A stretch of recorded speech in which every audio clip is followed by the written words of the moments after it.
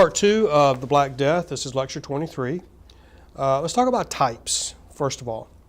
The bubonic, here, the bacteria attacks the lungs, the heart, the kidneys. It also attacks the nervous system, giving rise to the phrase, the dance of death. And you can Google this and see medieval depictions of this dance macabre.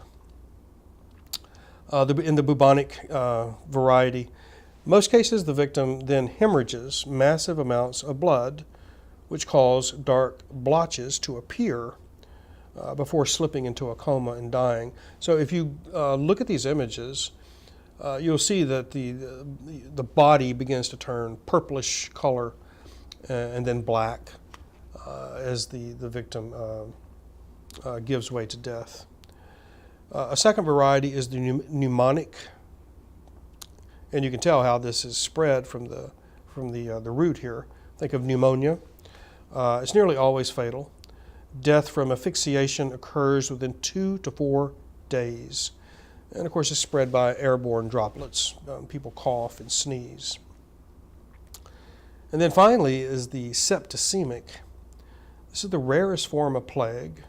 Here the bacteria enter the bloodstream directly. It is always fatal. Death occurs within hours, and there are often no accompanying symptoms. So, I guess with the bubonic plague, you have a chance of survival. Those chances diminish dramatically with the pneumonic, and then are entirely absent with septicemic. I guess if you get septicemic after breakfast, you can cancel dinner. Let's talk about transmission here. When a flea bites a plague-infected rodent, its esophagus becomes blocked by plague bacteria. This blockage makes it impossible for the flea to eat. The flea eventually dies, but not before it vainly attempts to feed on the black rat or some other warm-blooded host. If the flea happens upon a human, it bites into the flesh. But rather than swallowing a piece of human skin, it succeeds only in regurgitating massive amounts of plague bacteria into the superficial wound. Thus, the bacteria is spread. The plague's route. According to William McNeill's Plagues and Peoples, the Mongols established trade routes that passed through the areas in Central Asia where the plague resided within the fleas. From there, traders and their flea-infested cargoes carried the infection east to China, west to the Black Sea ports, where ships carried the Black Death back to Sicily, Egypt, and Italy. Now, let's think about some remedies here, and these are remedies that I have read about pertaining to Europe. They were probably used elsewhere, but these are specifically European. One remedy was to simply to flee, to get out of the city, to get away from people, to seek isolation. If you get a chance, you may get to read Boccaccio's Decameron, that means the 100. Here, people flee, I think it's Florence. They get out of the city, retreat to the woods. They gather and tell stories to amuse each other as they await death. Another remedy goes under the term, or the rubric, I suppose, aromatics. Here we use herbs or flowers to try to fight off the stench of the plague. The premise, of course, is that it's the stench of the rotting bodies that causes you to get sick. So if we could mask that stench with something that smells good, like rose petals or thyme and rosemary, perhaps we can avoid death. You guys would probably remember the nursery rhyme when you were kids about Ring Around the Rosie. This is directly from the days of the plague. Aromatics, let's continue. The source of death is the stench of the plague. So, if you buy into this theory, we could fight off the stench with something that smells good, or theoretically, we could combat the stench with something that smells even worse. So, we have reports of people bathing in their own urine. We have reports of people dipping their clothes in latrines and then wearing them, hoping that the stench of human waste would be sufficient to fight off the stench of the rotting bodies. Incense, another aromatic remedy, or preventative at least. You should avoid strenuous exercise. It's believed that an overheated body is susceptible to the plague. So sex and certain types of work are to be avoided. Another remedy is to purge the body, purging through diarrhea and through vomiting. And of course, a few days of this remedy will kill you from dehydration. So here the remedy being equally as bad as the malady. Bloodletting, of course, is a common remedy for virtually everything. The idea that extracting blood from the body may take the evil from the body as well. Smoke is used on occasion. Again, smoke creates a mask that may prevent the stench of the plague from reaching you. Of course, and this is often successful. I believe it was used in the Vatican in the Pope's chambers.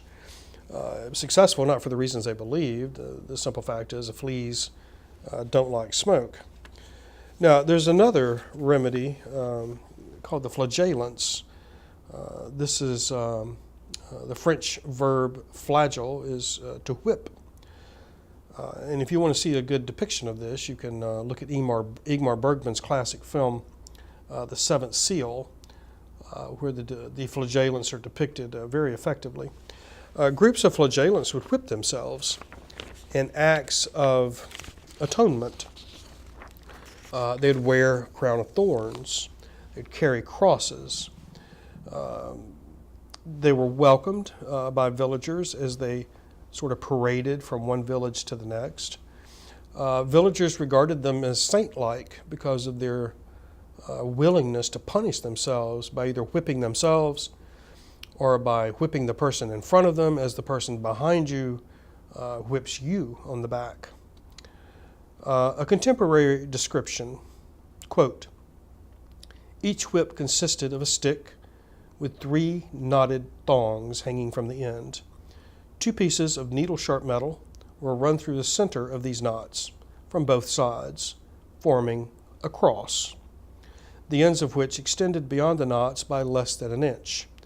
Using these whips, they beat and whipped their bare skin until their bodies were bruised and swollen, and blood rained down, splattering the walls nearby.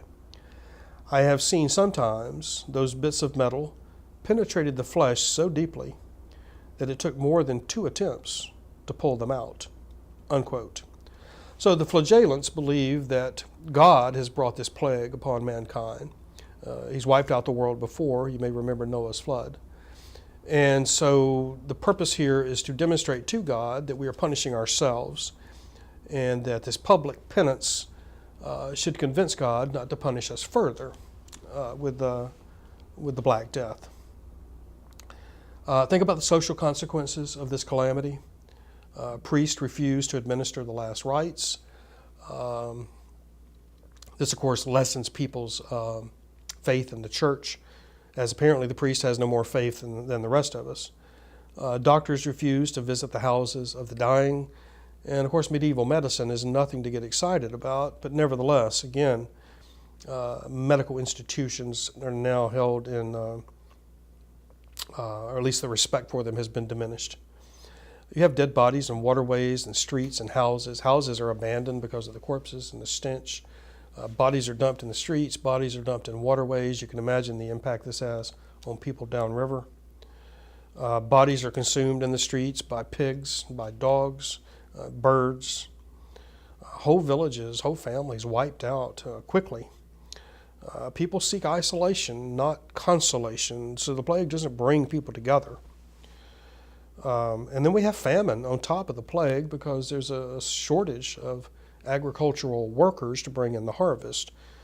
And of course, if the harvest is not successfully brought in, people starve. There are no restaurants, there are no drive-thrus. And then, of course, we have a breakdown in law and order as well. the attitude seems to be, let's eat and drink and be merry, because we're all going to be dead in 2 weeks anyway, so who cares? Let's look at some of the big consequences of the Black Death. One, I've heard historians make the argument that the Black Death is a long-term cause of the Protestant Reformation because it lessens people's faith in the institution of the Catholic Church. Death and destruction are now manifest in art and literature, and you can Google this on your own and take a look at some of the images we provided you, where death becomes central in art. The Black Death is going to contribute to the breakdown of the feudal system in Europe. The feudal system, with its strict hierarchy of classes, is going to be shaken up by this catastrophe. It's going to allow a little wiggle room, a little flexibility here, so that the peasantry is perhaps not stuck in that lowest class. It creates more movement in this hierarchy, and thus weakens the feudal system. Of course, the Black Death is going to wreck Mongol trade in Central Asia that we talked about last time. And this, of course, weakens Mongol rule. And, of course, it weakens the human web as civilizations have to take time to reestablish connections and reestablish those links broken by the Black Death. So that's the end of our second lecture on the bubonic plague.